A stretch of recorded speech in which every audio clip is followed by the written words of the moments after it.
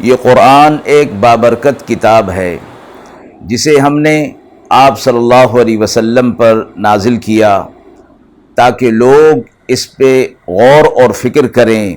اور تاکہ اہل فہم اس سے نصیحت حاصل کریں۔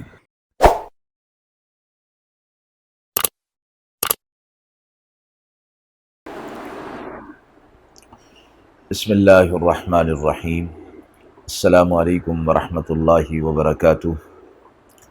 ناظرین کرام، درس قرآن مجید کے آج کے اس پروگرام میں ہم سورۃ الاعراف کی آیت نمبر 54 کا ترجمہ اور تفسیر پیش کر رہے ہیں اور آخر میں پوچھے گئے سوال کا جواب ہوگا۔ اعوذ باللہ من الشیطان الرجیم، بسم اللہ الرحمن الرحیم۔ ان ربکم اللہ الذی خلق السماوات والارض فی ستۃ ایام ثم استوى علی العرش یغشی اللیل النہار یطلبہ حثیثا والشمس والقمر والنجوم مسخرات بأمرہ الا لہ الخلق والامر تبارک اللہ رب العالمین۔ آیت مبارکہ کا ترجمہ ملاحظہ فرمائیں۔ بے شک تمہارا رب اللہ ہے جس نے آسمان اور زمین کو پیدا کیا 6 دنوں میں، پھر جلوہ افروز ہوا عرش پر، اڑھاتا ہے رات پر دن کو کہ وہ اس کے پیچھے لگا آتا ہے، اور پیدا کیے سورج اور چاند اور ستارے جو اللہ کے حکم کے تابعدار ہیں۔ جان لو اسی کا کام ہے پیدا کرنا اور حکم دینا، بڑی برکت والا ہے اللہ جو سارے عالمین کا رب ہے۔ آیت مبارکہ اللہ رب العزت کی وحدانیت، اللہ کی قدرت پر دلیل ہے، اور فرمایا کہ آسمان، زمین، کائنات، سورج، چاند، ستارے، دن اور رات، اس کی پیدائش سے متعلق اس آیت کے اندر فرمایا گیا، اور اللہ کی قدرت اور اللہ کا رب العالمین اور خالق ہونا ثابت کیا گیا۔ فرمایا کہ یہ آسمان اور زمین، ستارے، سب کچھ جو ہے یہ خود بخود نہیں پیدا ہو گئے، یہ تمہارا رب ہے جو انہیں پیدا کرنے والا ہے۔ اور اس کی کیفیت کو بیان فرمایا کہ زمین اور آسمان کو 6 دنوں میں پیدا کیا۔ مفسرین نے فرمایا ہے کہ کائنات جب پیدا نہیں ہوئی تھی تو اس وقت دنوں کا اعتبار یوں نہیں تھا کہ دن اور رات کا اعتبار سورج کے طلوع اور غروب سے ہوتا ہے۔ جب سورج پیدا ہی نہیں ہوا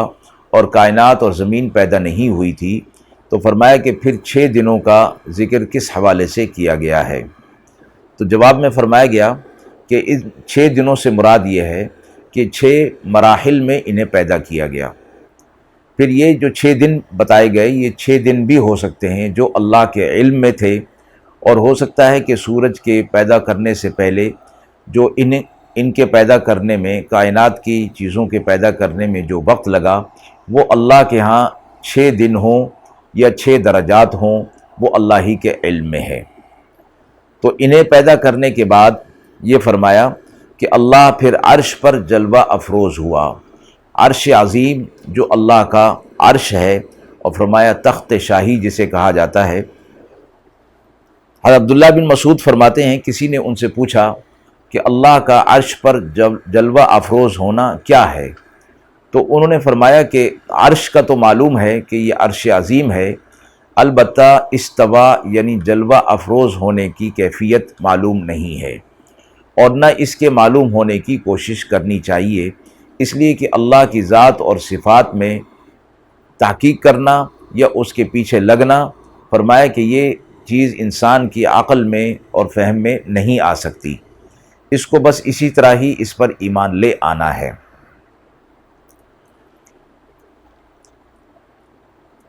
آسمان و زمین کی تخلیق کو جو 6 روز میں مکمل کرنے کا ذکر فرمایا،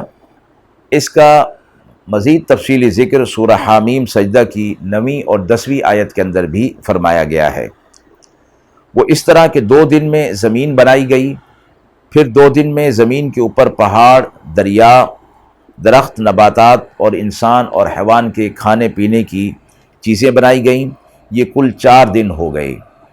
پھر اس کی تفصیل میں یوں فرمایا گیا کہ 2 دن جن میں زمین بنائی گئی وہ اتوار اور پیر کے دن ہیں، اور دوسرے 2 دن جن میں زمین کی آبادی کا سامان، پہاڑ، دریا بنائے گئے وہ منگل اور بدھ کے دن ہیں۔ اس کے بعد فرمایا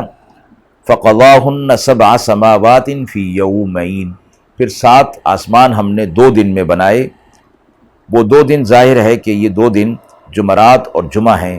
اس طرح جمعہ تک یہ 6 دن ہو گئے۔ یہ اللہ کے علم میں ہے کہ یہ 6 دن کائنات بننے سے پہلے کتنے وقت کے تھے اور کتنے دورانیے کے تھے۔ پھر فرمایا ثم استوى علی العرش، جیسے ابھی ذکر ہوا، اللہ پھر ان تمام چیزوں کے پیدا کرنے کے بعد پھر عرش پر جلوہ افروز ہوا، اور یہ عرش رحمان ہے۔ اور اس کے قائم ہونے کا کیا مطلب ہے، جیسے ابھی ذکر ہوا کہ انسانی عقل میں یہ چیز نہیں آ سکتی، اس لیے اس پر ایمان اسی طرح ہی لانا ضروری ہے۔ اور فرمایا کہ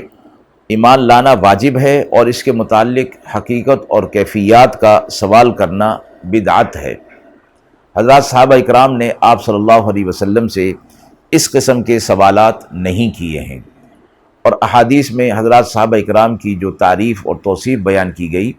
وہ اسی حوالے سے بھی ہے کہ وہ اس قسم کے سوالات جو لا یعنی قسم کے ہوا کرتے تھے وہ سوالات نہیں کیا کرتے تھے، اس لیے کہ گزشتہ جو امتیں گزری ہیں انہوں نے اپنے انبیاء علیہ الصلاۃ والسلام سے اس قسم کے سوالات کیے تھے،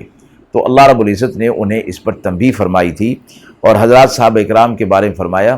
ان کی توصیف کی گئی کہ یہ اس قسم کے سوالات نہیں کرتے تھے۔ اور جب ان کے سامنے اللہ تعالیٰ کی ذات اور صفات اور اس قسم کی چیزیں آیا کرتی تھیں کہ جن کا تعلق انسان کے کسی عقیدے یا عمل کے ساتھ نہیں ہوتا تھا، عقیدے کے ساتھ تو ہے کہ اس پر ایمان لے آنا ہے، لیکن عمل کے ساتھ چونکہ اس کا تعلق نہیں ہے، اس لیے اس پر ایمان ہی لایا جاتا ہے اور اس پر سوال نہیں کیا جاتا۔ اس کے بعد فرمایا کہ وہ دن اور رات کو پیدا کرتا ہے، اور رات کا اندھیرا آ کر دن کو ڈھانپ لیتا ہے، اور پھر اس کے بعد رات ختم ہو جاتی ہے اور دن آ جاتا ہے، اور یہ سلسلہ کائنات کے اندر چل رہا ہے اللہ کے حکم سے، کہ اس میں ذرے کے برابر بھی کمی نہیں ہوتی، اور نہ اس نظام کے چلانے میں کسی قسم کی مشینوں کی ضرورت ہوتی ہے، اور نہ ہی افراد کی ضرورت ہوتی ہے کہ یہ نظام چلے، اور ان کے بغیر بھی اللہ کے حکم سے یہ سب چل رہا ہے۔ اسی طرح فرمایا کہ سورج کو، چاند کو اور ستاروں کو اللہ نے اپنے حکم کے ماتحت کر دیا ہے، اور اللہ حکم دینا جانتا ہے، پیدا کرنا جانتا ہے۔ اور فرمایا کہ پھر یہ ایک وقت ہوگا کہ یہ سب نظام اللہ رب العزت ختم کر دیں گے۔ اس وقت اللہ کا حکم اس نظام کو چلانے کے لیے ہو رہا ہے،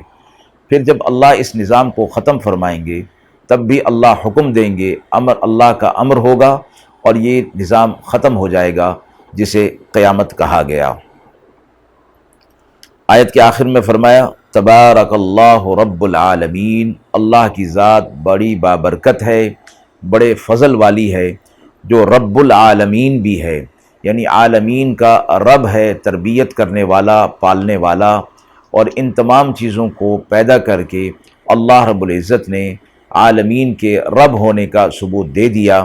کہ وہی رب ہے جس نے ان سب چیزوں کو پیدا کر کے تمام مخلوقات کے لیے رہنے کا اور کھانے پینے کا بندوبست فرما دیا ہے۔ آیت کے حوالے سے سوال پوچھا گیا ہے کہ کائنات کی تخلیق 6 دنوں میں کرنے کی کیا حکمت ہے؟ اللہ رب العزت اس بات پر بھی قدرت رکھتے ہیں کہ یہ سارا جہان ایک آن میں پیدا کر دیں اور امر کن سے پیدا کر دیں، جیسے فرمایا کہ جب وہ کسی چیز کے پیدا کرنے کا ارادہ کرتا ہے تو کہتا ہے کہ ہو جا، تو وہ ہو جاتی ہے۔ لیکن اللہ رب العزت نے قرآن مجید میں بھی مختلف عنوانات سے یہ بات دہرائی گئی ہے کہ ایک آن میں بھی پیدا کر سکتا ہے۔ مفسر قرآن حضرت سعید بن جبیر رضی اللہ تعالی عنہ نے فرمایا ہے کہ حق تعالیٰ کی قدرت تو بے شک اس پر حاوی ہے کہ ایک آن میں سب چیزیں پیدا ہو جائیں، لیکن حکمت کے تحت اس عالم کی تخلیق میں 6 دن یا 6 درجات یا 6 مراحل لگائے گئے تاکہ انسان کو نظام عالم کے چلانے میں تدریج اور پختہ کاری کی تعلیم دی جا سکے۔ جیسے کہ رسول اللہ صلی اللہ علیہ وسلم نے فرمایا کہ غور و فکر اور وقار اور تدریج کے ساتھ کام کرنا اللہ تعالیٰ کی طرف سے ہے، صبر کے ساتھ، تدریجاً مراحل کے ساتھ اور خوبی کے ساتھ یہ اللہ کی طرف سے ہے، اور جلد بازی کرنا شیطان کی طرف سے ہوتا ہے۔ جلد بازی میں انسان کسی مسئلے پر غور اور فکر نہیں کر سکتا، اس لیے اس مسئلے کے خراب ہو جانے کا اندیشہ زیادہ ہوتا ہے اور بعد میں اسے پریشانی ہوتی ہے۔ غور اور فکر اور تدبر سہولت کے ساتھ اس کام کو انجام پا جاتا ہے۔ وآخر دعوانا ان الحمد للہ رب العالمین۔